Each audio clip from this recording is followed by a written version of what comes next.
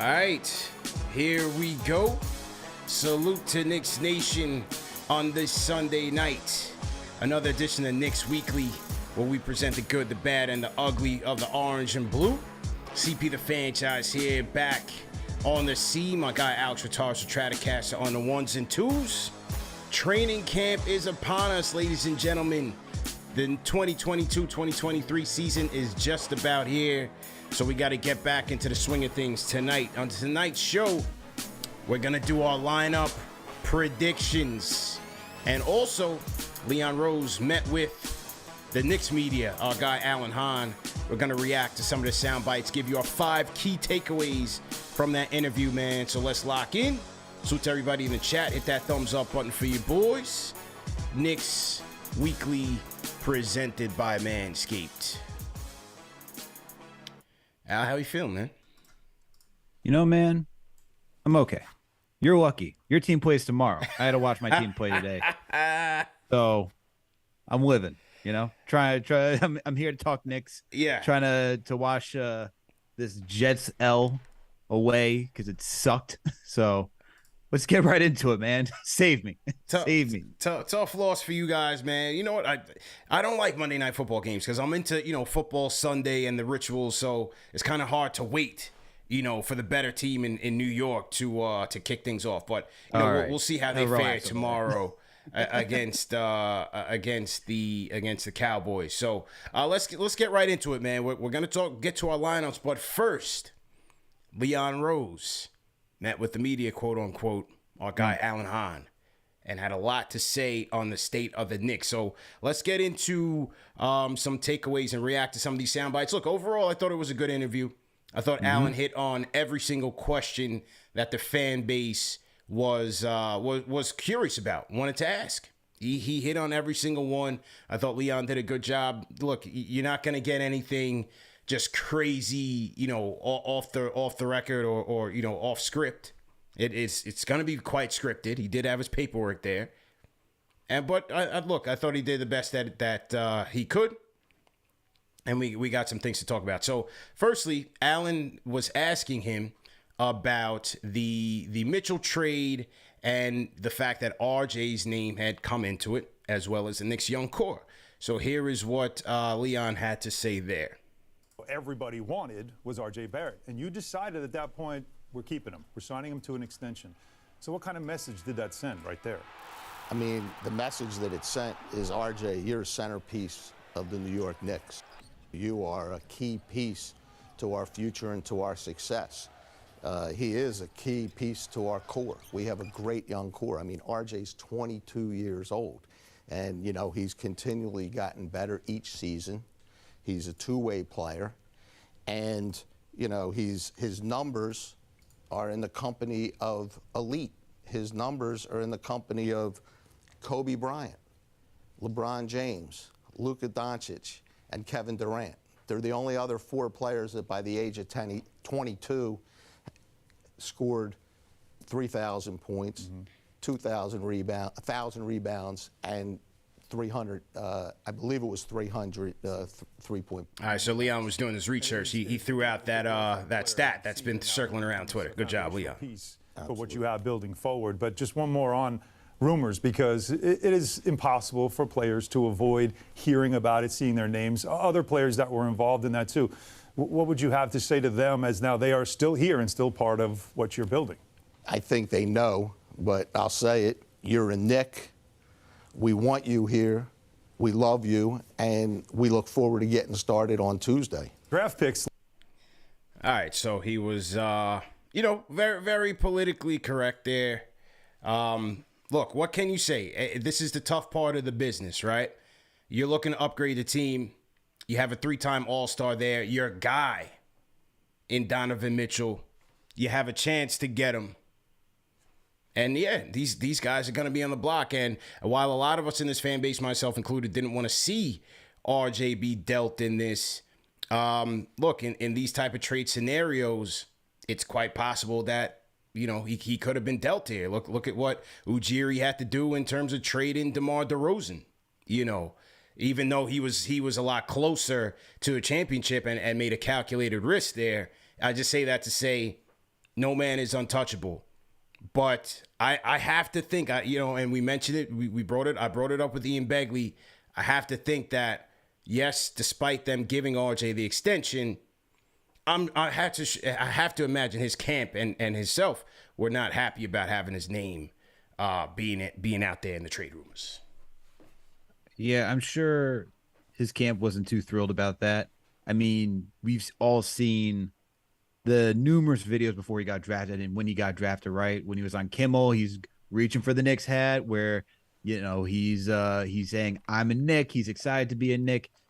One of the very few players that we've had in the last couple of years that has expressed loving to be in New York and wanting to be in New York. And that's very hard to find because, we've always heard the rumors that players are afraid from coming to New York because of how difficult it is to play, whether it be whatever reasons, right? Fan base, media, so forth. The whole list of reasons is out there. But that's why it was a little shocking when you have a player who wants to be here that you even put him on the block. But let's also understand Leon Rose wasn't here when they drafted RJ Barrett. So he may not feel that certain attachment that maybe Scott Perry does because Scott Perry was the guy that drafted him. And even though Scott Perry is here, Leon Rose makes the final decision. And you're going to have your name in trade rumors. We look at Jaylen Brown. His names are always in trade rumors.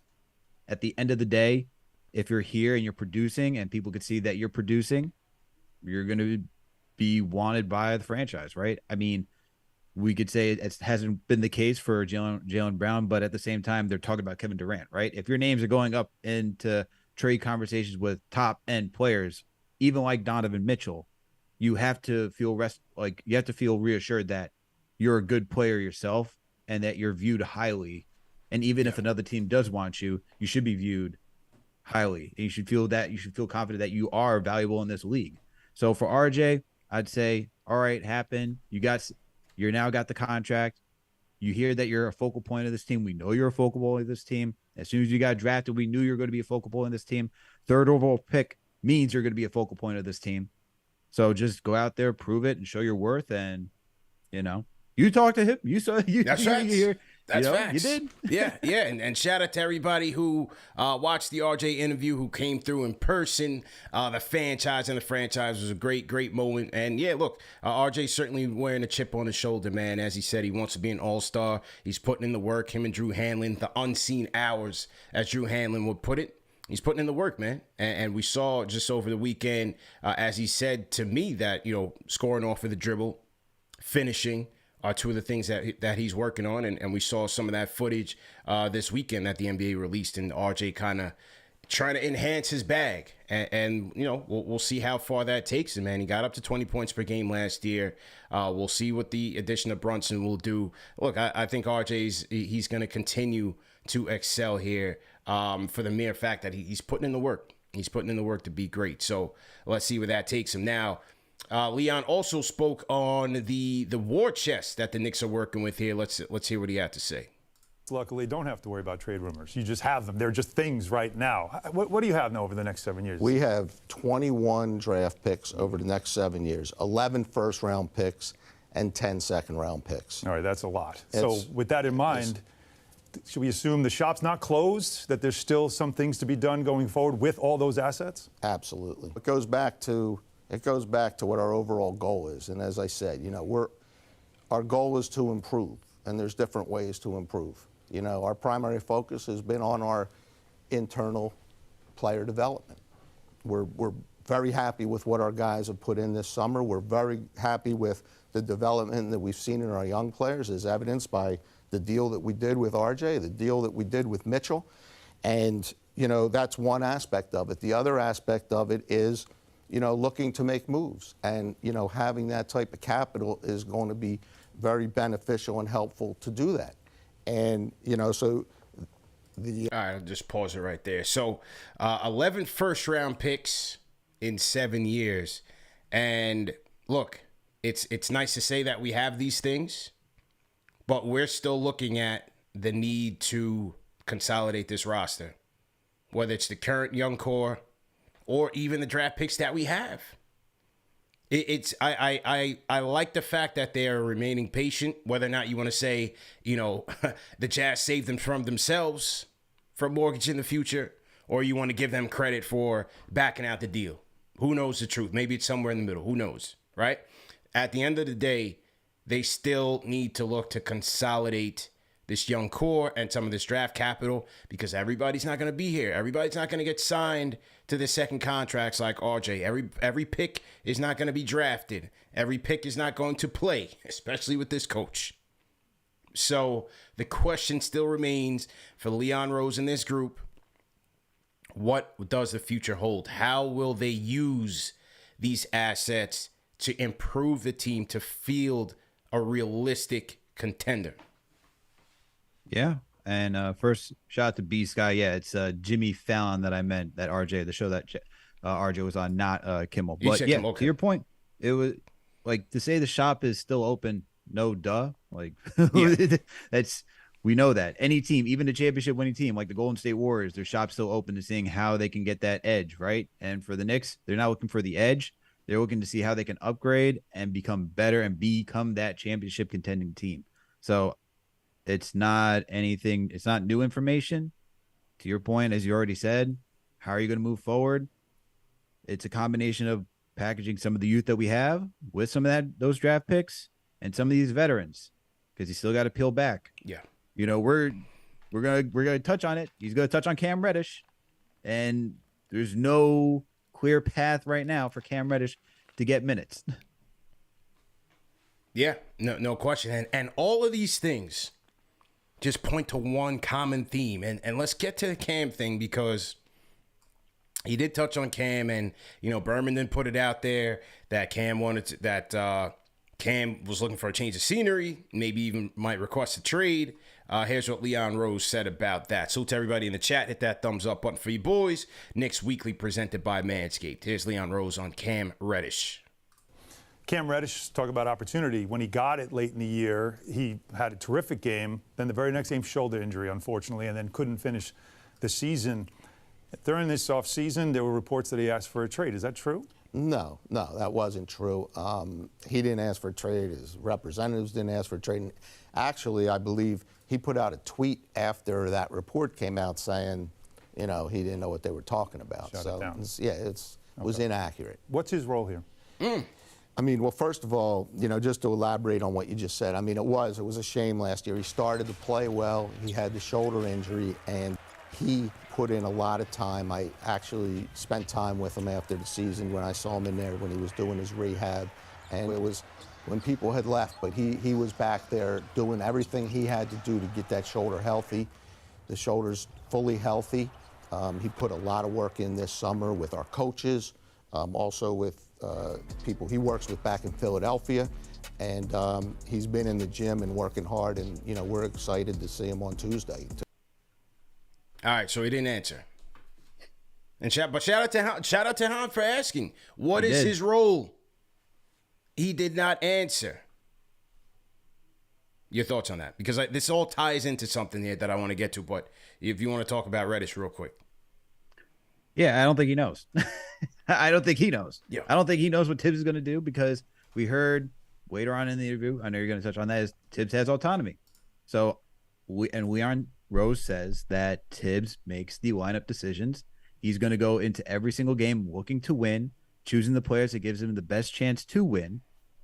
And with that being said, we know what we saw last season. We know the reports from last season where Tibbs wasn't thrilled about getting Cam Reddish. Tibbs didn't play Cam Reddish much until towards the end. And when we saw him towards the end, we saw that he could offer something. We know that he's a tantalizing player. We know he offers the intangibles we haven't seen on this team in a long time. He's a lengthy wing that can guard multiple positions, can be solid defensively.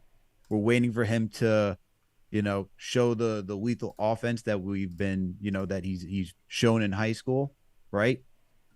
Just hasn't had the opportunity. You go through clean the glass numbers, he hasn't been efficient, but also at the same time he hasn't had the opportunities. I think it's a mix between of like him actually earning it and him adjusting to the league.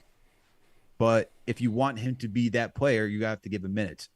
Once again, I don't see Cam entering this rotation. I would like to see Cam enter the rotation. But as of right now, with this coach and how he's looking to run this team, I don't see it happening right now, unless you consolidate some of these players. Agreed. Unless you consolidate, I don't see it happening. We had Ian Begley on here. He didn't necessarily see a path. Doesn't mean it's impossible. Training camp is starting. Anything is possible. Trades can be made. Injuries can happen. Ineffective play. Maybe the coach does wake up and understand that, this kid has skill sets that we could use on this team, including his athleticism, his defensive capabilities, potential, the size, the length, what have you, and some offensive output that we may not have here in terms of a quality engine. But the problem, again, to me, could lie with the coach. Because let's get to Leon Rose's answer in terms of Tibbs and the rotations. So to everybody in the chat, once again, hit that thumbs up button for you boys. Knicks Weekly, presented by Manscaped. Here we go. Depth is one of the strengths of this team. And part of that depth is a lot of your young players that you've mentioned before, of course, and Quentin Grimes and Obi Toppin, Emmanuel Quickly. The fans love your young players. You heard it all last year, how much they fell in love with that young group of players and wanted to see them get more minutes. I'm curious if there's an edict this year to make sure they get minutes. An edict? No, there's no edicts. Hey, we love our young players too, believe me. But there's no edict. Tibbs is the coach. Tibbs decides who plays, how many minutes, what the rotations are. And, there's one thing I know about Tibbs. He's going to make decisions based on who's going to help us win a basketball game. And that's his job, and that's his role, and that's, what he does. And I have, full confidence in that. The other thing Tibbs says, though, and, we're looking forward to this, he says everyone starts with a clean slate. When you come into camp, everybody starts with a clean slate. And therefore, I look forward to the competition that's going to take place come next Tuesday. All right. So Tibbs has carte blanche on the rotation.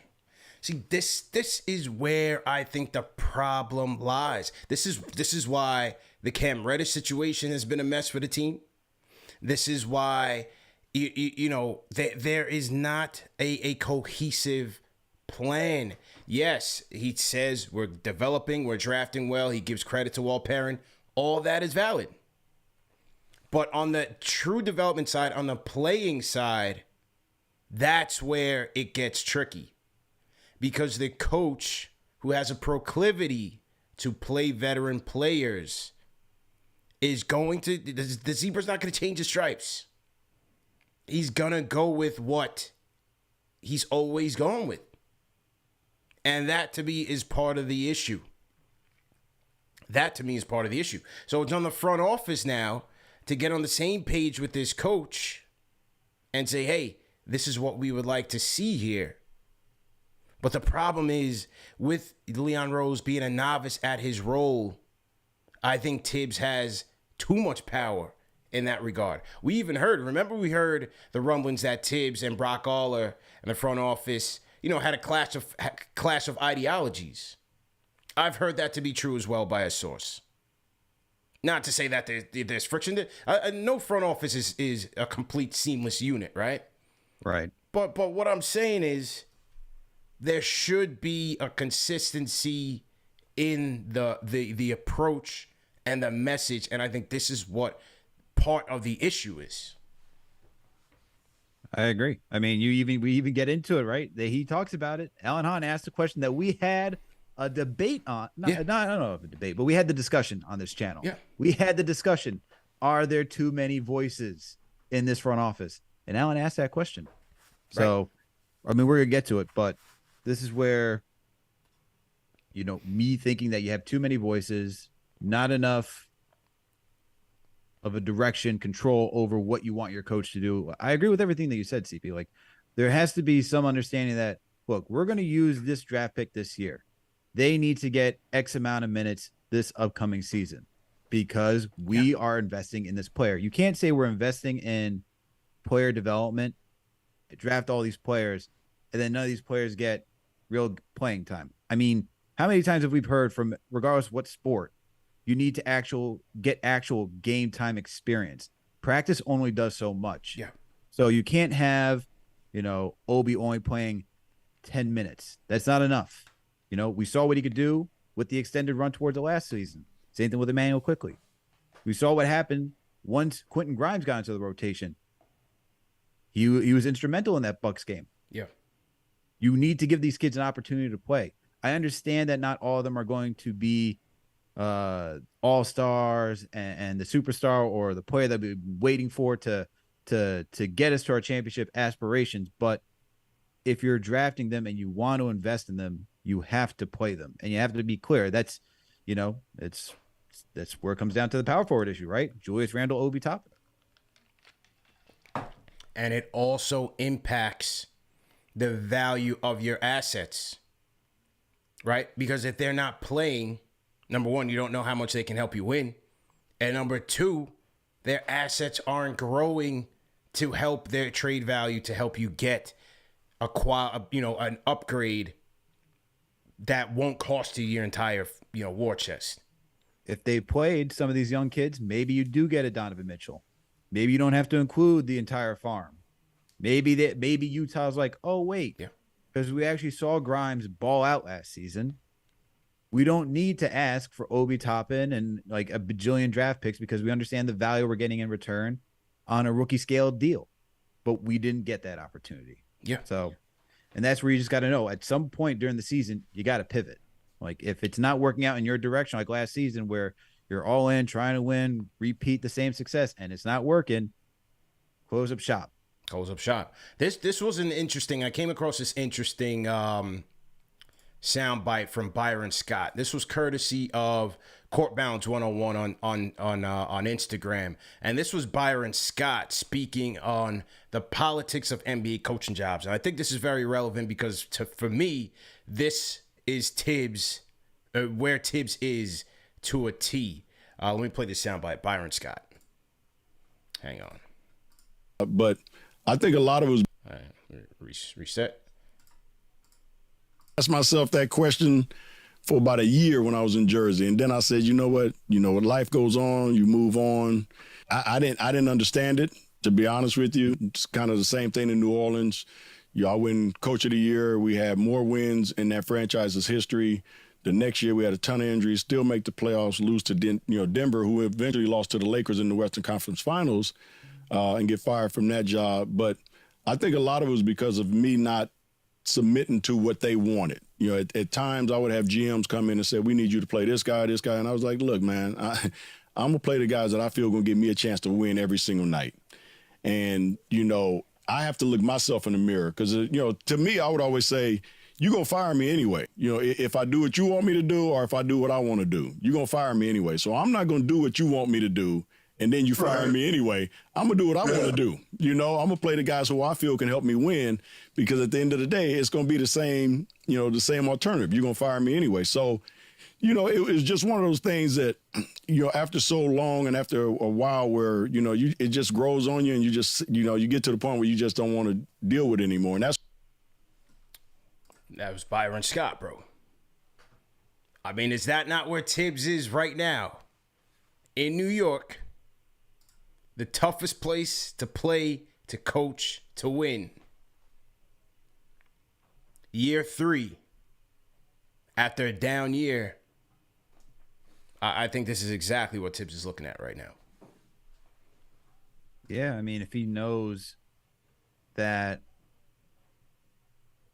this is like the end of the road or whatever, like his job is always on the line based on the wins, right? Like how far you take your team. So I get it from that standpoint. And if you're going to do what the front office wants you to do and you're still going to get fired, I get it from that standpoint that I might as well go out swinging, show that I can still get wins and not just do what the front office wants me to do and show that, oh, well, now he's losing. Why is he losing? Why is he playing all these guys? You at least want to go out on your own terms. I get that. That's like that. Yeah. It goes with life, right? You want to go out on your own terms. Right. So I get it from that standpoint. But I feel like it's just a balance, right? There has to be some sort of balance where I understand what Byron Scott is saying, that you're going to go out, but there's got to be some sort of like line where the front office is giving you that reassurance that you're going to be there. If like Tibbs is here again, like if he knew that his job wasn't in jeopardy last season and the front office asked him to play the kids, why are you fighting that if you know you're going to be here next year? That would be my question. Yeah. So that's the conversation we need to know behind the scenes. Like, did they actually say, hey, your job is secured? Was his job actually not secured? Did he actually need to try to make that play-in push? Yeah. Was that actually real? Because if that was, then I understand why he went that direction. If there wasn't, and he always knew he'd be back the following season, I'm looking at him sideways, because you should have just seen what these kids have, because it gives the front office a little bit more clarity on what to do too. Like, and that's where the coach has to work with the front office. If the front office is saying, I want to know what we have in these kids, so that way we can better prepare for the following season, and that way you can make an evaluation on the players that you already have on this roster that fit the roles that you're looking for, then we can do some sort of consolidation. We can move some of these guys. Right. We can open up minimums for these guys. We can help you out. But if you're just going to self-sabotage yourself, I can't get behind that. I think, but this is why I think, it's important for this front office in terms of roster construction to get it right. You can't have an Obi blocked by a Julius because you just re-signed him to a max contract. You can't go out and trade a pick for a Cam if you don't know for a fact that there is alignment with the coach to play him and know what you're going to have, because you're on a short window and a short time frame in terms of his rookie extension. This is where there has to be some symmetry here. And so there's a disconnect. Byron Scott hit it on the head. There's definitely a disconnect. So I just found that soundbite to be very interesting and quite apropos in terms very of timely. Very timely in terms of where we are with this coach. And so the question is there pressure on Tibbs going into year 3, coming off of a down year? Here's what Leon Rose had to say. Salute to everybody in the chat. Once again, hit that thumbs up button for you boys. So you made it clear just a few minutes ago that Tom Thibodeau has full autonomy when it comes to minutes and rotation and all that stuff. But everyone at the end of last season, without making the playoffs, identified last year as a disappointment. With that in mind, going into his 3rd year, is there any extra pressure on Tom Thibodeau? I don't see it that way at all. The way I see it is we're continuing with the plan. We're not making any excuses for anything that happened last year. And, I love Tibbs' phrase, we're going to win or we're going to learn. Mm-hmm. And, we have to learn from the things we have to learn from, and we're not going to make excuses. Everybody has things that don't work out during the course of the season. But as far as I'm concerned, we're going to continue with the plan. We're going to continue to get better every single day. We're going to develop. We're going to be opportunistic. We're going to be aggressive. We're going to be, looking to get better in any way, shape, or form we can. But no, Tibbs, guy 2 years ago, Coach of the Year. Mm-hmm. He's been twice Coach of the Year in his career. I'm so excited about this team and, about starting on Tuesday. And one of the reasons I'm so excited is having Tibbs lead the group. All right, so that was that. So, Gordon Rose, no pressure on Tibbs. And I think there will be. However, like Ian Begley thinks that, they need to make a play-in push or a playoff push. I just think outside of a complete meltdown with this team, anything short of, 40 wins, I think there could be some pressure on them.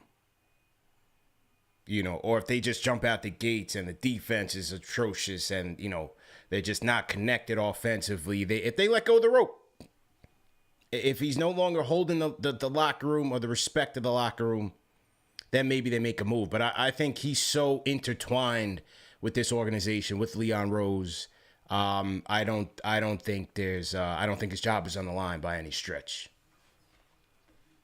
I think it depends on how this team is structured. How it's constructed. If it's constructed the way that it is now, there's definitely a play-in. There's definitely a play-in like mandate. Maybe not from Rose, maybe Dolan, but there's definitely like some sort, like they have to make the plan. You can't tell me 2 seasons in a row you're not at least 500, showing some sort of like improvement, winning. No way. If you told me that this was a full youth movement, with RJ leading the way, with Brunson and Mitch, you know, and you trade like Fournier and Randall and open up more minutes for everyone else, I could see Tibbs' job being safe the entire season, because you're then saying, all right, we're trusting you to now develop these kids, and we also have to believe that these kids can develop, but we don't know, right? That's completely unknown. We know what Evan Fournier is. We know what Randall is. We have an idea of what RJ and Mitch baseline can do. We have an understanding what essentially the starting unit's the same. If you put Grimes in there or Fournier and put Brunson, we know what they can do without a point guard or half a point guard like Elfrid Payton. We know that's a winning team or close to it. They could have won some games last season, been a 500 team. They lost some of those games like to the Orlando Magic, the Thunder. They could be right up there. So if it's staying the same, there's no way you can't tell me that this team has to make the play-in. 10 seed minimum. Hey, and look, man, things can change quite quickly in this league. Look at what's happening in Chicago. You have Lonzo Ball looking at a knee debridement issue, same thing that Amari Stoudemire had. That's not a good sign. Not a good sign for the Bulls, who I don't think has much depth, and without their floor general, could be impacted this season. Look at what's going on in Boston. Yes, you have the Udoka situation. Who knows how that impacts them from a coaching standpoint, but their depth is impacted because Gallinari is going to be out for the season. You got Robert Williams out for 4 to 8 weeks, could be even more because he had some lingering issues from the finals that's creeping into this year. So that's going to put a lot of strain and tax on Al Horford, who, you know, a lot is going to be expected of him to repeat what he did last year. Can he do it at that age? Do they go out and make another move? Do they bring in a Melo? Do they go out and get a Jay Crowder to help address the depth issues? Things can happen quite quickly in the East, man. So the Knicks have themselves a prime opportunity going into this season full strength at full health to have a legit crack at the playoffs. For sure. Yeah, Celtic situation. I even look at the Celtic situation, the Bulls situation. Hornets, no Miles Bridges. Hornets situation. I mean, the Pacers are not going to be that good. I don't see the Wizards being that good. I honestly don't see the Hawks being that good. I think they gave up a lot of their depth. I think they're very top heavy. And outside of Trae Young, DeJounte Murray, Clint Capella, and Collins, and Bogey, I mean, that's 5. But outside of that, you know, once you get all those guys off the floor and they all need rest, what do you got over there? So I'm not too scared of them either. So things can change. Things can easily change this week. You know, and we don't know what's going to happen with the Nets either. We don't know if there could be a trade down the line. We don't know. As of right now, they're all staying together. Depends how if Ben Simmons is going to stay in net. If KD's going to stay in net, is Kyrie going to stay in net? We don't know anything about that team. Things can absolutely change. I agree 100%. So that's why I think there's a play-in. Like at minimum, if this team's staying the same, play-in's got to be the goal, because I still think this team is like a minimum 10 seed team. Yeah. I think so as well, man. And we're going to talk about our lineups in just a few minutes. But one more point from this Rose interview by Alan Hahn, so talk guy Alan Hahn. And he will be here on Tuesday night, Han Solo, of the annual season preview. So shout out to Han. He hit me up earlier today and said he'll be on Tuesday. So things are picking up quite quickly as the Knicks start off the 2022-23 campaign. So make sure you guys keep it locked on KnicksFanTV Tuesday night. Han Solo will be joining us. All right, last question that we can react to from the Leon Rose interview. Here it is. So you made it clear just a few minutes ago that Tom Thibodeau has full autonomy when it comes to minutes and rotation and all that stuff. But everyone at the end of last season, without making the playoffs, identified last year as a disappointment. With that in mind, going into his 3rd year, is there any extra pressure on Tom Thibodeau? I don't see it that way at all. You know, I mean, the way I see it is we're continuing with the plan. You know, we're not making any excuses for anything that happened last year. And, you know, I love Tibbs' phrase, we're going to win or we're going to learn. Mm-hmm. And, you know, we have to learn from the things we have to learn from, and we're not going to make excuses. Everybody. Oh, my bad. That was the wrong quote. That was the same one. My bad. Here it is on Too Many Chefs in the Kitchen. Here we go. You being in charge of this franchise, and is again something all the years you were an agent now on this side of the business, you know that there's always going to be chatter about different things. And one thing that there have been a lot of critics about your front office is there's too many voices. What do you have to say to those critics? Oh, I strongly disagree with that. In fact, I look at it like it's a positive, and that's our process, and that's my process. And the people that I've hired in the front office, we have, great people in the front office, as well as our coaches. I mean, Scott Perry is our general manager, Brock Aller is our strategist, Frank Zanin, assistant general manager, Walt Perrin, assistant general manager, William Wesley, executive vice president, Gerson Rosas is a consultant to us, and all of those people bring a lot of strengths, a lot of experience, a lot of knowledge, a lot of contacts around the league. And I, as the president, I'm going to utilize all of that. And when we have a decision to make, I want their opinions. I solicit their opinions. But make no mistake about it, at the end of the day, I'm going to deliberate. I'm going to analyze it. And I'm going to, take that very seriously, because I know at the end of the day, it's on me. I have to make the decision, and I'm going to make a decision that I believe is the best thing for the New York Knicks organization. What you're doing is talking like a leader. Good answer. I thought that was a good answer. Very, very good answer by Rose. And again, shout out to Hahn, as King D said, because he did hit on all the questions that we had, because that was a big question that we had on this show. Mm-hmm. I don't know if Hahn did his research and pulled that from here and then took it over there. Hopefully he did. Hopefully he did. I'll have to ask him that on Tuesday when he comes on. But I think the reason why I did ask that question to Ian Begley was based on the fact that the Rosas thing came out, that Rosas was the one who was negotiating. Partly, we don't know if he was handling everything, but he was negotiating in the Mitchell trade. Some fans were like, okay, well, what is Leon Rose's role? But it turns out that that's not really out of the ordinary. In fact, Ian had mentioned it, that Rosas was the one that had the relationship with Justin Zanuck, who is the GM of the Utah Jazz. And I also posed this question to a former NBA GM, and he said, no, that's not really abnormal. Right. And in the grand scheme of things, think about it just from a general business practice. Right. If we're going to negotiate a deal, if you're going to be looking to work with somebody on something, you want to work with somebody that you have a relationship with. Right. Because that's the way that you feel like you can get the best deal for you, the best deal for them. Now, didn't necessarily work out in the Knicks' favor, but I say that to say, a lot of fans, were up in arms that it wasn't Leon and Ainge, on the ones and twos on the phones, but it actually wasn't that, that big of a deal. But at the end of the day, I just want to make sure that, yes, Leon Rose is right, and Cole from BK, called about it. They do have a lot of sharp minds in the group. Right, when you talk about Walt Perrin and the scouts and Brock Aller and being able to, manipulate the cap to make sure that, whether it's ascending deals, descending deals, or whatever it is, getting these deals done on the margins, making sure that we're squeezing every ounce, every dollar out in the most effective way. I think all of that is good. I just want to make sure that at the end of the day, Leon Rose, his inexperience, doesn't lend way to, kind of being influenced by too many voices, especially Tibbs, who's the coach, who's your right-hand man, who's also had, president of basketball operations experience. I just hope he's just not overwhelmed, and that his inexperience kind of leads him to make a bad decision. Yeah, I mean, look, Leon Rose is a former agent. He's also an attorney.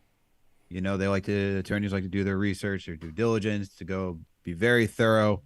So speaking to everyone isn't shocking from everything that we read. He's a very thorough person. From all the reports that we saw on The Athletic, from all the other reports, I'm pretty sure SNY did. That's just how Leon Rose rolls. The question is, and you touched on it, his experience and being bogged down by too many voices, because I do believe at some point there are still too many voices. You can't listen to everyone. Everyone has an opinion about something. But it's knowing the right people to go to who have that one experience or have the wherewithal and the knowledge that you need to make sure the transaction or the deal gets done. And I think the biggest thing with Rosas leading the deal, and for me, is that he's a consultant. Like, if you're a consultant, what aren't you supposed to be just helping the organization? Like, taking on a negotiating standpoint for an organization that you're not really considered full time. That's to me, a little unheard of. So that's where I think a lot of the questions come in, especially for these type of deals. But it makes sense, like you said. Like you want to make sure that everyone who has like a relationship is playing in there. And it's also just normal. Not the CEO isn't negotiating every deal. I mean, you can go down the ladder. There are deals. Cap, you know what? I asked my fault. All good. Based on the size of the company, like you have people at all different levels negotiating. But as long as he's doing his due diligence and trying to do the thing that's best for the team, that's all you can ask for. But there has to be some point where it's like you had to realize that you're giving too much, right? I think that's like, even fans, as much as we love RJ, we knew that you can't cripple this team by just giving up so many assets. And that's where it's like, this is where the inexperience is showing, where you have some sort of plan of what you want to offer. You go down that checklist and you have like your alternative, right? They always talk about Banta. What's the best alternative to negotiate a solution, right? Like what is it? So I can't remember the entire acronym. It's been a long time. Been a long time since I read that acronym. But regardless, so what is your solution? It didn't seem like he had it. It didn't seem like the front office did. And it just, like I said on the last show, is that they just threw everything at the wall and wanted to see what stuck. And that's not really how you should be doing business. That's why it's concerning when you hear the front office is doing stuff like that, because there are sharp minds in there. No doubt, no question, no doubt about it. But even some of the sharpest minds make mistakes. And you want to make sure they don't make the critical mistake. True indeed, man. True indeed. So to everybody in the chat, once again, hit that thumbs up button for you boys. Knicks Weekly presented by Manscaped. CP Alex Rotaros on the ones and twos. We were just reacting to the Leon Rose interview. What did you guys think about the interview, man? Leave us some comments in the chat. If you guys want to call us up with thoughts on the interview, man, hit us up. 657-383-1509 is the number to call. A couple of housekeeping items. Absolutely remember that this show is presented by Manscaped, fellas, the #1 men's grooming tool below the waist, trusted by over 2 million satisfied consumers, man. And you guys got to go check out the Lawnmower 4.0, man. Aerodynamic, it's sleek, it'll take care of you. Skin safe technology to cut down on those nicks. It has a LED light. You know, you could use it as a flashlight. You could, use it in the dark, whatever you're into. It is waterproof as well. Great battery life on this thing, and it'll take care of you, fellas. It is getting a little cooler here on the East Coast, so we're shifting from Jordan to Van Gundy mode. I don't have to elaborate. You just know what I mean, man. Just go out and go get it. Manscaped.com, promo code KFTV for 20% off plus free shipping. And as I said, man, they got a lot of great products outside of the Lawnmower 4.0, including body wash, shampoo, conditioner, deodorant. You got ball deodorant, you got foot deodorant. They literally have everything that you need for your grooming needs, man. And it's CP trusted, women approved, no testimonials. Manscaped.com, promo code KFTV for 20% off plus free shipping. Now, we mentioned earlier the RJ Barrett interview. If you guys have not caught it, go catch the RJ Barrett interview, man, that I conducted live from the Puma flagship store here in New York City. It was definitely enjoyed by those in attendance and those watching at home, so make sure you guys go out and check that out. Shout out to RJ and his camp. Shout out to the Puma camp as well for having me. Definitely a great time. As I said, Hahn will be joining us on Tuesday for our annual Knicks season preview. So make sure you call in. Make sure you tap in. Han Solo coming through to join me on that episode. Also, the Knicks home opener event. Hosted by us at KnicksFanTV, as well as our people at Knicks OmniFan. Tickets are flying off the shelves, so make sure that you go get that. The Knicks, the new and improved Knicks, taking on the new and improved Pistons. And with the fan event package, you're going to get tickets to our pregame happy hour. It's going to come with a ticket to pregame shoot-around. Ticket to the game, obviously. We have 2 suites on the Chase Bridge. Always a good time. It's going to come with food, a visit from Knicks alumni, as well as a post-game perk, which is usually either the free throws or a group picture on the floor at Madison Square Garden. So you're not going to want to miss it. It is a great, great package. We've been doing this for 3 years in a row now, and it's always been a hit. So make sure you guys get that. You can get your tickets at the omnifan.com. Go to the omnifan.com to go get your tickets because they are going off the shelf. So make sure you guys go get that. October 21st, 7:30 p.m. Okay, before we get to our lineups, let me get to, I see somebody on the phones wants to chime in. It's raining pretty heavy here in New York. All right, let's see what they have to say. Area code 443. What's your name? Where you tapping in from?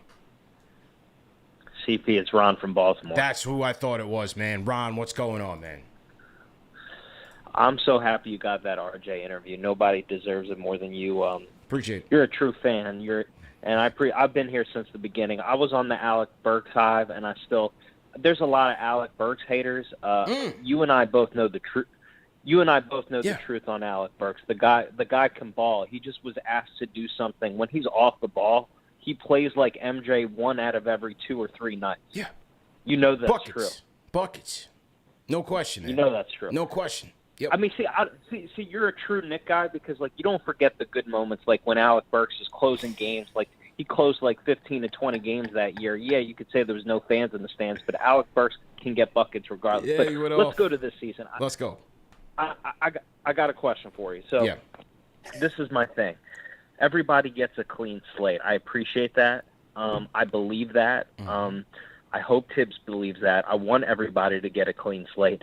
There's a lot of IQ haters out there. I don't understand it. Yeah, he didn't shoot the ball well last year, but he can play. He can guard. The shooting will come back. He's very talented. I like him. People are sleeping on Derrick Rose. If he's healthy, you can't forget what he can provide here. I think RJ will be better with Brunson. I think Brunson's going to help RJ. I think the efficiency, the off the dribble stuff, the free throws, we all know that. Obi, to me, I think can benefit from a guy like Brunson too. Like I want these guys. I want the fans to just keep an open mind on some of these guys. Let's not hate. Let's love. Yeah. Let's believe in Quickly. Let's believe in Toppin. Let's believe in Quentin Grimes. Like let's come into this season. Let's even believe in Julius. Let's not throw Julius out to the wolves. Let's look at Julius's videos. And I don't put much into videos in the off season, but I do see him shooting the 3 ball. Like, I'm not going to rule out the possibility of Julius Randle actually making threes at the level that was insane. Maybe maybe I am insane, and that will never come back. But why can't we just be optimistic coming into the year and just believe again? But I think they are. Because I think they are, man. And appreciate the call, Ryan. I think they are. Look, we had the show, after the Mitchell trade. 72% of the fan base said we'll be all right, and all of that is because of the confidence and the optimism that they have in the young core. So I don't see, maybe it's a select minority of fans that are down on this team and down on the core, but I mean, I'm of the mindset that let's just wait and see. If they play and we can continue to see them, grow and develop, let's just see. Yeah, I feel like everyone was ready to see all the young kids play. I feel like that's what everyone's been chanting for. Yeah, and I think to a certain degree, everyone, I won't say everyone. I like that. I like Ron from Baltimore's thing. I like clean slate. I think everyone is coming with a clean slate. We all want to see everyone perform well, even Julius. For as much as a bad season they had last year. But I think all those points are valid. We want to see everyone do well, and we want to see the youth play. Point blank. No question, man. Area code 347. What's your name? Where you tapping in from? Hey, this is Books from Queens. How you doing tonight? Book, what's good, bro? How you feeling? So I love the interview. I mean, obviously Rose is doing PR work, and he doesn't do much of it, so he has a lot of time to brush up. But I think he did allude to some things that some fans forget. Potentially we're adding 2 point guards and 2 centers this year because Noel was hurt pretty much all last year. We got Hartenstein. Yeah. Mitch was hurt for a big part of the year. Sims will be a year older, so that should help our depth there. That really hurt us last year. And then with Brunson and Derrick Rose coming back, that 2-guard, point guard lineup is way better than what we had last year. But I think the key thing in all of this is what the last caller alluded to is Julius. This emotional relationship with the fans, we saw it up in the Bronx. It has to stop. Yeah. He's got to be able to sweep it under the rug. Our whole season depends on this, either by Julius returning to form and just, being that guy. I don't expect the bubble year, but somewhere in between, or by raising his value so that we can get him out of here. We can't get off of him where he is, he has to step up. Yeah. Other than signing Julius and drafting Obi in the same calendar year, I actually don't think we made any mistakes this offseason. We talked about it. I'll get up after this. Mm-hmm. The win condition for this Donovan Mitchell thing was, will they leave us with enough to get a second superstar? I forgot who you interviewed, CP, but one of the big wigs you interviewed said exactly that same thing, almost in exactly, I think it might have been Ian, said basically exactly that same thing. They were asking for beyond that point, we had to get off of it. Other than the Obi Julius thing, I think this front office has been mostly good, had some up and down luck. Okay. Appreciate the call, man. Book from Queens. Rate that call in the chat. I like to bring that call up for nomination. Good people in the chat. Go ahead and rate that call in the chat. 1 being trash, 5 being facts. Book from Queens.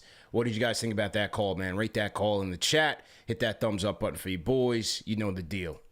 Before we get into our lineups, Al, I thought Book and Ron had some good points. A healthy D Rose, which is a big asterisk, is going to help this team. There's no doubt. We saw his impact on this team making the playoffs 2 years ago. I thought his injury last year was a big reason why this team faltered, especially in the middle of the season. Him coming back, they're saying he's the lightest he's ever been. He's rookie year weight. Now we have, it was supposed to be that last year, but now we have, our guard play should be solid. Between Brunson, you have Rose IQ coming off the bench leading the second unit. I think that is going to be very, very formidable for us. And I just hope Rose can stay healthy, which I don't know. I just hope he can. Even Leon Rose said it, right? Yeah. Was it Leon Rose walking around shirtless trying to show that he's ready for this season? Yeah. Look, once Rose went down last season, everything fell apart. So we know how instrumental Rose was 2 seasons ago, how instrumental he is to this team based on how last season went. You have Derrick Rose. We probably are in a play-in. Just because that's how crucial he is. His playmaking, his ability to attack the rim, his scoring, just a very efficient player. Hopefully he's healthy. It seems like he's healthy. Knock on wood, he can last this entire season. I believe that quickly will. We saw the reports from SNY or Ian Begley's piece on. I don't know if it was a report or if it was just. I think it was a report that some of the front office expect Emmanuel Quickly to get a larger role this upcoming season. I think Derrick Rose's role is going to go towards the 20 side, and Emmanuel Quickly is going to be doing some more on-ball playmaking to give Rose that rest towards the playoffs. That way he's well rested, no injuries. It's gonna be interesting, man. I'm always fascinated by the politics of this thing because what's gonna happen when Rose is cooking up on that second unit, and maybe Brunson has an off night, and you're going into the fourth quarter, and maybe IQ has it going. Like, that's why we gotta get into our lineups. Who closes? What if Rose has it going? Do you have to put him on the bench? Rose Hive will be incensed. And the play the kids Hive might be incensed one night. What does Tibbs do? It's gonna be crazy, man. Tibbs will call Carlos Boozer, Joakim Noah, get the band back together, get Luol Deng, Kirk Heinrich. Say, you guys go in there. We need you guys crazy, close. Man. You gotta hope there's no second guessing, but we'll see what happens, man. But let's get into our lineup. So to everybody in the chat, once again, hit that thumbs up button for you boys. So this is how we broke it down. Similar to previous years, we broke it down with our starters, what we predict, what we wish for, our closers, defense, and buckets. And also the bench for the starters as well, Al. So here we go. I'll kick it off with my starters, what I hope to see next year. And that is, at the 1, obviously Brunson. At the 2, I'm going with my guy, Quentin Grimes. Put some respect on his name. He's been putting in work all summer. He's ready to go. Put him in at the 2. I want RJ at the 3. And Al, this was your lineup. Let me move to mine here. 1 second. Julius at the 4 and Mitch at the 5. A lot of you guys want to see Cam starting. For me, I'm going Cam off the bench. I think you bring Cam off the bench to feature his offense a lot more. I don't think you put Cam in there with a Brunson, a RJ, and a Julius. I think he becomes more of a spot-up shooter, a role player, whereas you bring him in with the second unit, then you can feature him a lot more in more of your offensive sets. You got him out there running and gunning with Obi and Quick, D Rose. That's what I think. So my wishful thinking starting lineup is going to be Brunson, Grimes, RJ, Julius, and Mitch. And then my bench of that lineup is going to be D Rose, Quick, Cam, Obi, Hartenstein. Now, obviously, Fournier is going to have to get his minutes here and there. He is the best shooter on the team. How do you forget about him? But I want to see more Cam. I want to see more Grimes. And that's going to have to come at the expense of Evan Fournier's minutes. That's the only way it's going to happen, in my opinion. So that's where I'm going. I'm featuring Cam. Cam Hive, stand up. Featuring Cam off the bench. And I'm moving Grimes to the starting unit. So, Al, I'll go with you, man. Let's start with your starting lineup, wishful thinking, and as well as bench. All right. So for my starters, wishful thinking, I have Brunson, I got Grimes, I got RJ Barrett, Obi Toppin, and Mitchell Robinson. I think this is like the most primo, like aesthetically pleasing, good fit basketball that we got. You got two guys in Grimes and Toppin that don't necessarily have to have the basketball in their hands to be efficient. These guys can play off ball. We saw it with Grimes last season.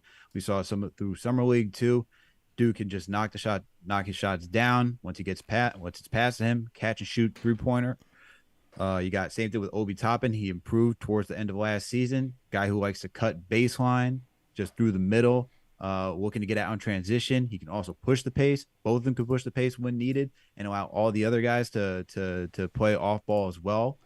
I just like the efficiency of this team. And then you allow the offense to run through Brunson and Barrett because we already know those guys are high usage rate players. And you got Mitch who's going to operate in the paint as well. So I think that's my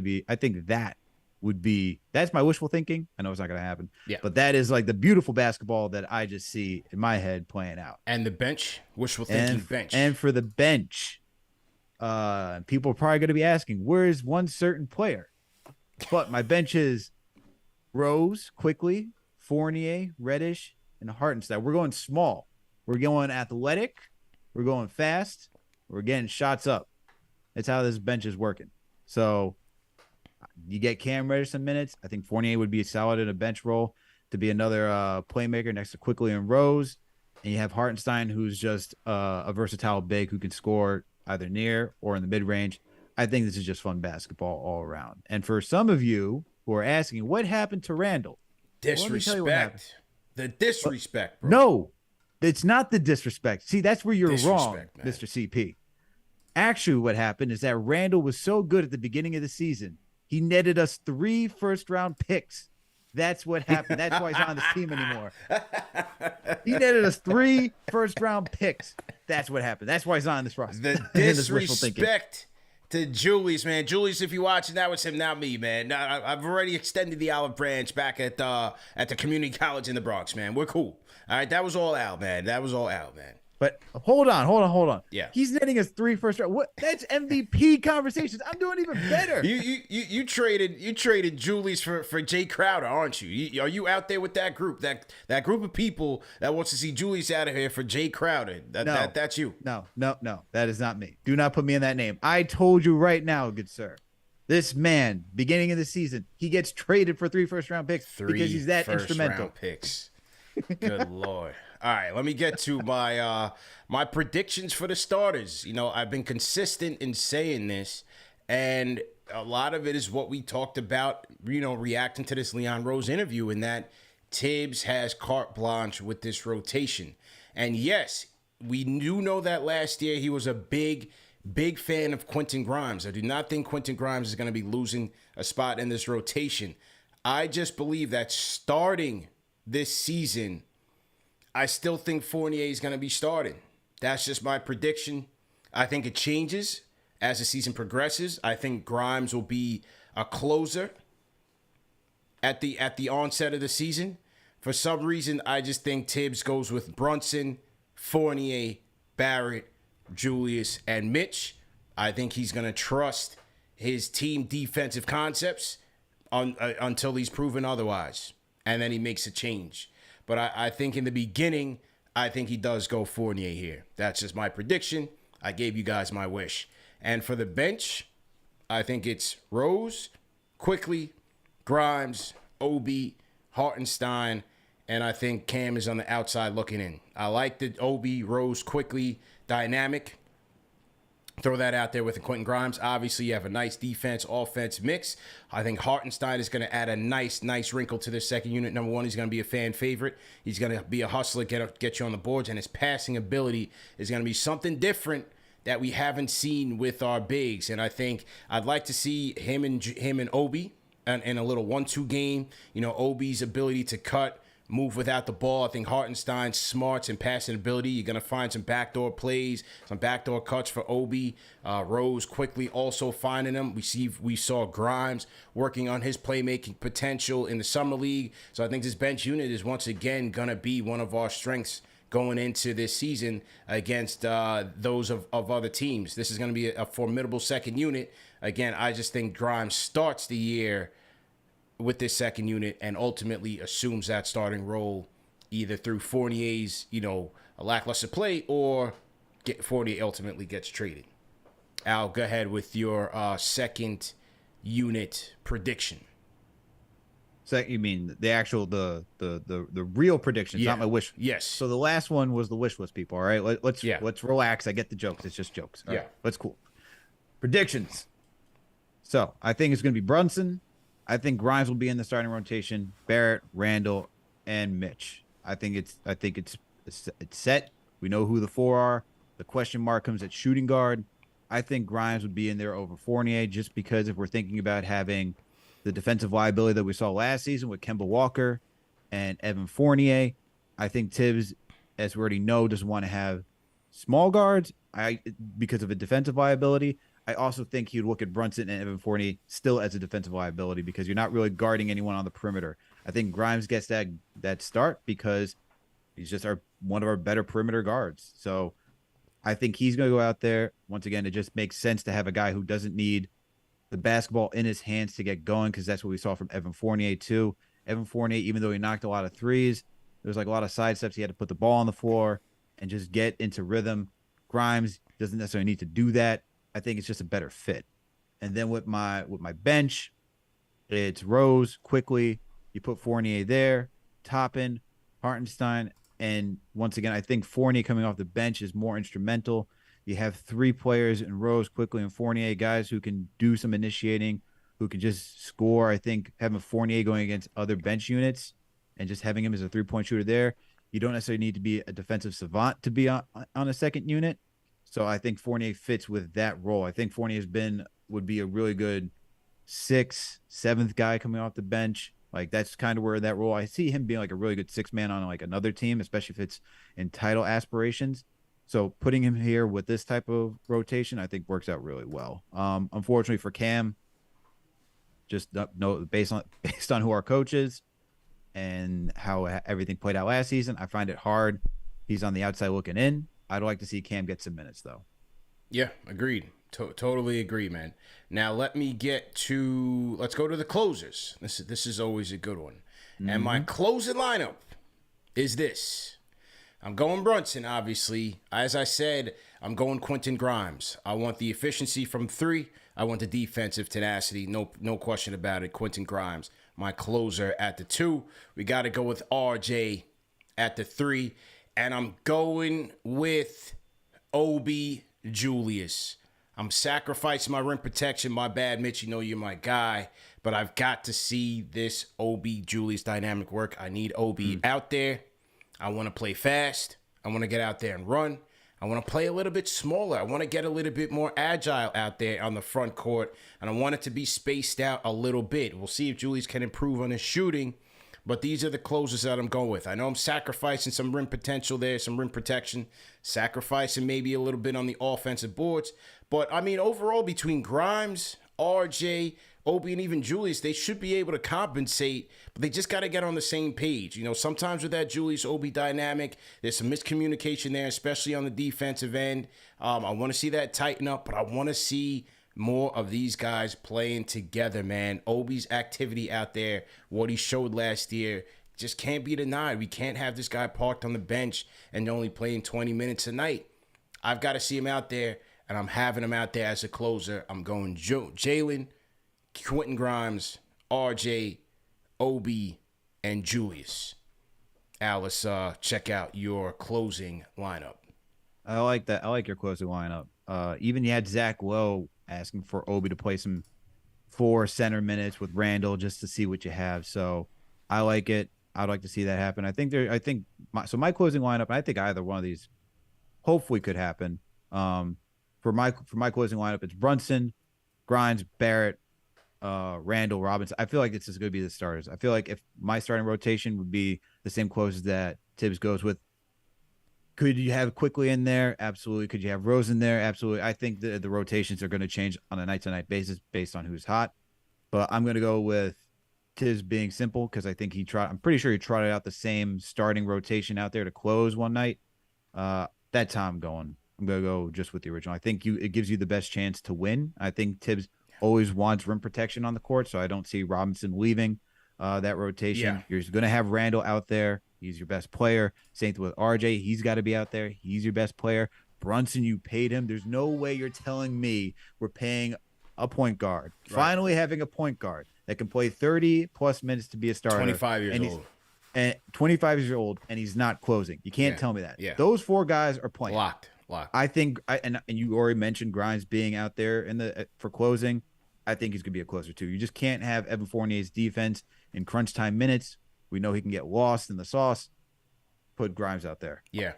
I think that's also going to put some more, not pressure, but Brunson's going to have to shoot the 3 a lot more this year, you know, to kind of help, again, because you just have question marks in terms of Julius and RJ's ability to knock down threes at an efficient clip. Maybe they're more timely. You know, RJ did show the ability to produce a lot better in the clutch, especially than Julius.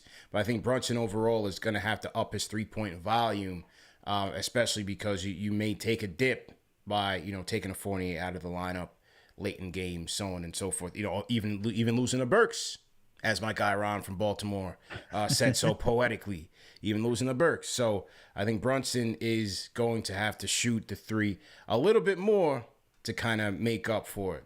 You know, to kind of make up for that. Okay, so we touched on the closers. And now let's go to our defensive lineups. Where do we go when we need some stops? And here's where I went here, Al. I'm going with Quick at the 1. Let's go. Quentin Grimes at the 2.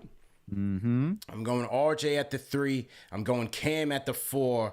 And the block nest, small ball. I'm playing small. I'm going versatile. And I got the block nest monster backing him up at the 5. So right here, I have length, especially when you're talking about wingspan with a Quickly and a Reddish and a Mitch. We're in those passing lanes. We're clogging it up. We're getting after it. I got Quentin Grimes, the best defender on the team, defensive awareness. He's out there. I got RJ, who's going to step it back up. You know, I talked to RJ on that interview about, the challenge of being a two-way player, man. A challenge of being a two-way player when you're playing so physical on the offensive end. And then on the other end, you got to try to stop a Tatum. Kawhi is coming back. A LeBron. Maybe you get switched on to a KD. It's not as easy. You know, it's not as easy. Yes, we did knock his defense last year, taking a little bit of a step back. But he had some tough assignments. And as I mentioned, that B-ball index metric that said that, RJ's defensive matchups was harder than 95% of the league. But I think he's going to bounce back this year. And with his size out there, I like this combination. Like I said, we have wingspan, we have size. With Grimes, RJ, and Mitch, we should be able to get on the boards. Quickly was getting on the boards quite a bit last year. We'll see if he can maintain that. I like this balance. So once again, I'm going Quick, Grimes, RJ, Cam, Mitch, my all-defense lineup. I like it. I like the Cam Reddish addition in there. Look, man, I just want to see Cam Reddish get some minutes, man. I want to just see what he can offer this team. For my defense, my all-defensive lineup, I'm going with IQ. Sticking with him, called him out last year, being in my starting point guard when it came down to all defense. Still staying there. Quentin Grimes, shooting guard. You got R.J. Barrett, Julius Randle, and Mitchell Robinson. Look, man, I'm just going back with the basics to what Tom Thibodeau wants out there, right? Yeah. You're going to want Mitchell Robinson, as you already know. You're going to need some rim protection. R.J. already guarded the toughest guys out there. I agree with you. I think he's going to take another step up this year and just be locked down. Quickly, got the length, playing point guard, tenacious defender, fights over screens, willing to trail everybody. I like it. I think he's going to be out there. Grimes, we already know what Grimes can do. Randall, I'm looking at Tibbs, and I think he's just going to when Randall's at his best, like what we saw 2 seasons ago, if he gets to that, I will never forget when we played the Brooklyn Nets. And this man was staying in front of Kyrie Irving and was like moving his feet very well. I can't forget that night. If he gets to that level and he's trimmed, he's down weight. Okay. I'm not even going based off videos. He just looks in really great shape that he's ever been. I think he's white and he's going to be fast on his feet. I'm expecting him to go out there and play some defense this season, unlike last year. So I'm going with Randall at the 4 because you're also going to need some size and some strength too. Yeah. And when Randall's locked in, he can do it. No question. I can agree with that when he's locked in. I can definitely when he's agree locked with in. it. Key word, locked in. Key word, very key. Extremely key. Okay, and last one. So we went to our defense. How about our all buckets team? Let's get to our all buckets team, Al. Here's where I'm going with this. You know, I could have went a lot of different ways, but here's where I'm going. All buckets team. I'm going Jalen. Obviously. I'm going quick. Now you could have went Rose, but I'm sticking to the youth. If you see the theme with my buckets lineup, we're going young. No disrespect to the Rose Hive. He's done his days. I would love to have him, and I think he's going to come up big for us this year. But I'm going quick. I'm going Quentin Grimes. I'm going RJ, and I'm going OB. If you notice, I'm going small. I'm going small with a lot of these lineups here, man. But I think this group, you get some quality three-point shooting between Quickly, Grimes. You get some downhill attack in terms of Brunson, Quickly, RJ, Obi when he gets the rock. And then, we're getting out in transition. Based on our defensive tenacity that a Quickly and a Grimes and even an RJ is going to get you. Obi's out running. Grimes is out running. Quickly's out running. I like this balance. It's a nice little balance. We can attack, we can space the floor, and we can get out and run. So this is my buckets lineup right here. Brunson, Quickly, Grimes, RJ, and Obi topping. Let's go. And now we didn't know each other's lineups. Yeah.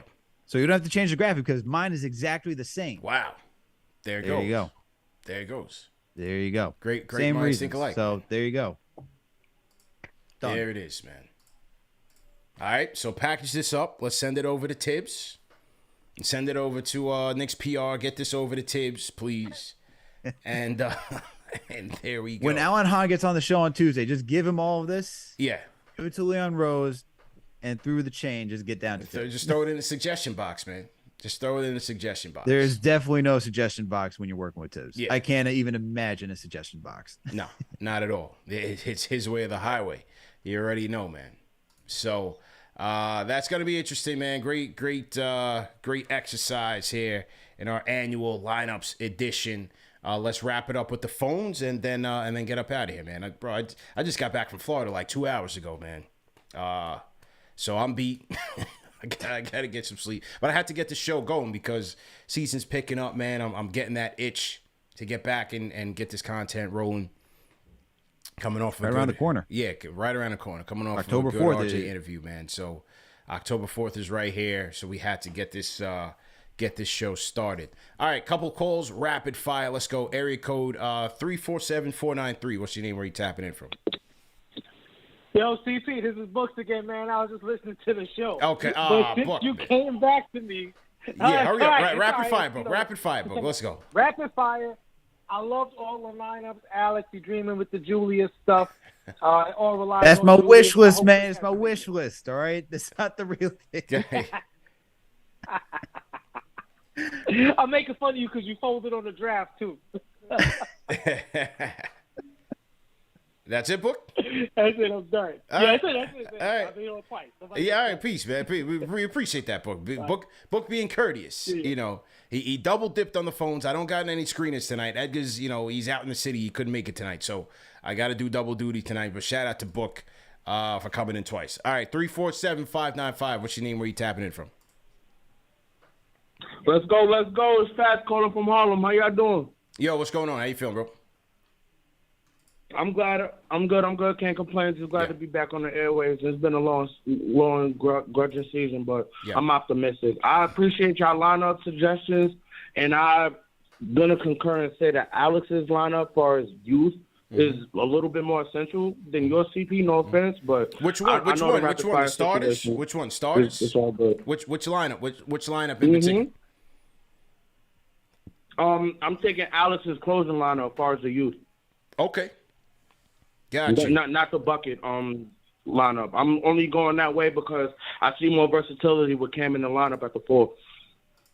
Gotcha. Not to mention he has the most chemistry out of any other player on the team with RJ, going back to his Duke days. So I just want them two to actually get more tandem. Okay.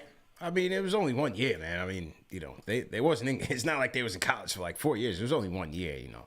I think people are overblowing the RJ Cam dynamic. You know, I don't think it's that serious. Area code 516. What's your name? Where you tapping in from? What's going on? It's Will from Brooklyn. Yo, Will from Brooklyn. What's good, bro? Chilling. Yo, listen, I was looking at the show. Keep doing your thing, man. Number one fan, for real, man. But look, Yeah. I'm hearing the lineups. Yeah. You guys was forgetting that Ukraine player that we just signed. I noticed y'all didn't mention him at all, but I think he's going to join that rotation. Just want to let you guys know that. You talking about talk about Svi? that guy more. You talking about Mihalichuk? Yes, sir. Yes, Yeah. sir. You know what? I think he could. I think he's going to be a good pickup. I think he could, and we could obviously with a team like ours that needs a lot of shooting. I think he could play a factor, but again, there's just so many pieces, so many players that have to play outside of injury, or this guy just comes in looking like the next Tony Kukoc. I don't know, man. You know, look, he's always hurt us, whether he was with the Raptors or with the Thunder. He's always hurt us.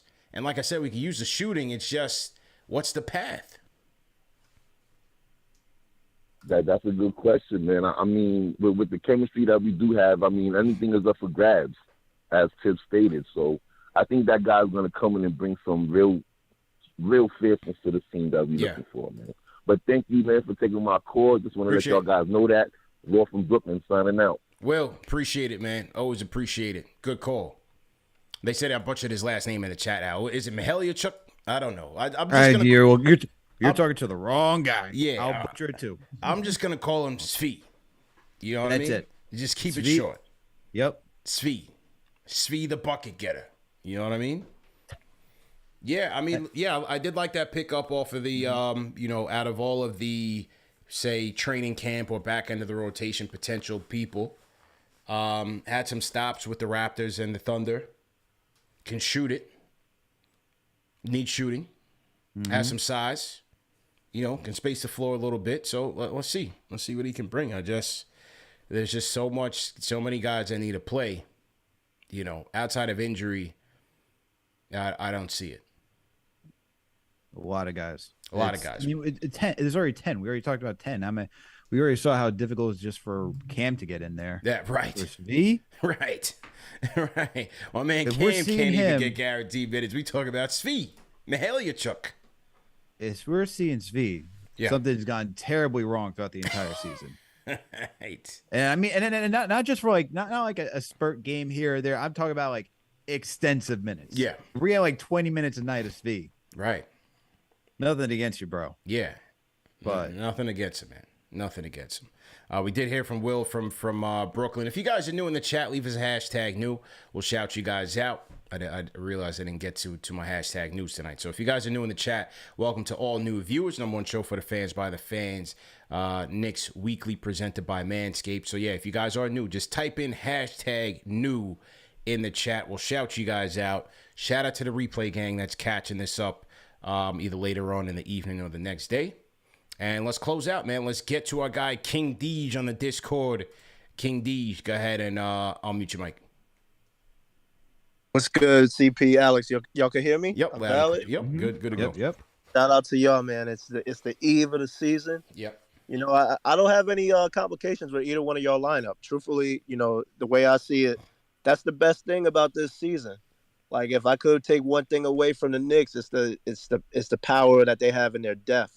And that's kind of why I called, because that's the number one issue that I got with anything other than anything else tonight. Like, again, for people that was listening to Leon Rose, when it didn't matter what side he was going to speak on, because regardless, people were going to feel how they felt anyway, whether it was pro Leon, negative Leon, whatever that man could have said to Alan Hahn would have made a difference. So just eliminate your feelings and your emotions from that. But going forward into this season, my number one problem is it has nothing to do with any player on this team, whether it be Randall or Evan Fournier. My number one problem is, can Tom Thibodeau, which he never did ever in his career, use this depth? That's my issue, because he has so many weapons and so many players that's the kind of the fascination that I have with going through this season. He has Rose, he has Quick, he has Brunson. He's got like 4 wing players. My man just said, Svi, for anybody in the chat, if you ever played with a Russian player and you couldn't pronounce his name, you just say it by his initials. So they're probably going to call him SM. But Alex, CP, that's the point. The point of what y'all two men did today, all the lineups, all the different lineups, that's my number one issue with the season. Can this man unlock his mind? Can he do those things that you guys are putting? Can he go, when they're playing a zone against the Knicks and they're down 10, can he put in a lineup like Cam at the 4, Obi at the 5, RJ at the 3? Could he do a dual? Can he do Brunson and Rose for a dual point guard combo in the backcourt? Like, there's so many options that he can do. And in the Eastern Conference this year, that's a necessary it's a necessary item. You have to use your team. The number one factor going into this training camp is not who starts, not who finishes. Can this man use 10 plus players? And I'm concerned about that. So that's my only number one. That's my only critique. Other than that, you guys did great. I'll see y'all on opening night. And training camp is right here, man. Peace and love. King Deej closing the show. Great job, Deej. Great job, man. Great job and great show. Al, big week ahead, man. We are here. We are here. October 4th. October 4th. So, you know, look, as far as our training camp content, we got to talk about player expectations. You know, we got to talk about win predictions. And then we jump it right in. Preseason, post-game live. We got to do our preseason awards. All of that, man. It is that time of year, folks. I hope you guys are ready. I hope you guys are locked in to the number one show for the fans by the fans, man. After every game, after every event, you come here, we break it down. You guys break it down. It's a family show, as you guys know. Good to be back, man. I want to shout out Jay Tomlinson, team hashtag new, rock. I'm 80, holla, 144. Salute to Michael McCray, team hashtag new as well. Welcome to all of you guys, man. And I see some people rating King Deej's call in the chat. Go ahead and rate that call, man. 1 being trash, 5 being facts. Go ahead and rate that call. Shout out Danny Decker Basketball as well. Let me shout out the super chat. Shout out Tim Dog. Says, I think the Knicks are in a great position to make a move down the line. I want to see a team play with Brunson, the young core still here, then see. Gotta be legend. $2,500 Costa Rican cologne. Says Leon Rose will be here more than 5 years. Okay. Eddie Moore Brand says, would you rather see Cam or Grimes in the starting 5? I've said Grimes 100%. Haiku Homie says, big ups to RJ showing KFTV love. Gonna get them kicks. He did. Just to, I'll fill you guys in on a little secret. the Maple Bomber Broadway Barrett is a KnicksFanTV fan. Yeah. A lot of people wanted to know, Al. They saw me and RJ chopping it up. They wanted to know what was being said. And I won't tell you verbatim. But all I'll say is the Maple Mamba is a fan of the show. Let's go. You know, what do you need? What more can we say here, bro? See, this is what you had to do, though. You had to do the whole LeBron, pick your shirt up, talk under your shirt, be like, yeah, just like, so that way no one can try to even do mouth reading. Yeah, you're right. That's what you got to do. You're right, man. I gotta learn. I gotta learn the code, man. I gotta learn the code. You know, I gotta learn the code. You put your arm up, you just be like, oh, let me tell you that. Yeah, that's right. But the photo op was so sudden. I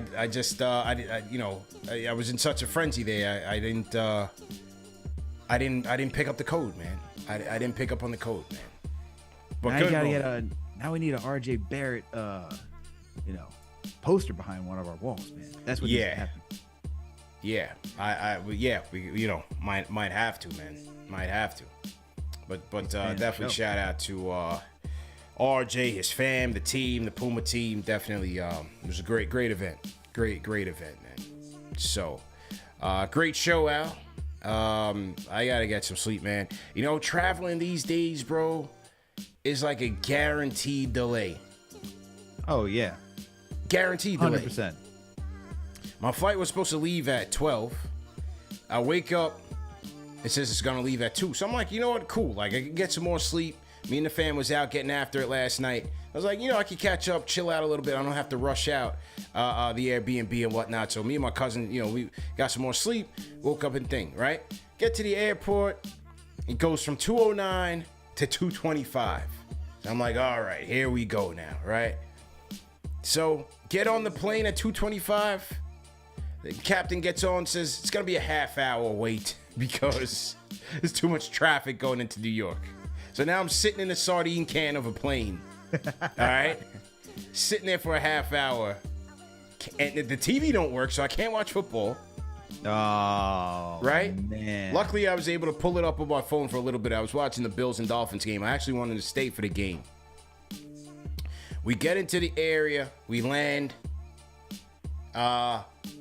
They don't have the tow to get us to the gate. So we got another wait. They tow us to the gate.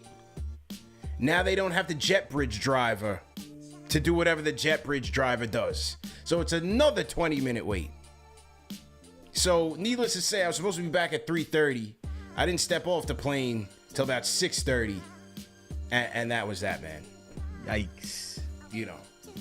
Yeah. That's just how it goes, man. That's just how it goes. But anyway, bro, great show. I know your Jets lost, but if you want to see a winning football team in New York, you go watch those New York Football Giants tomorrow night on Monday Night Football.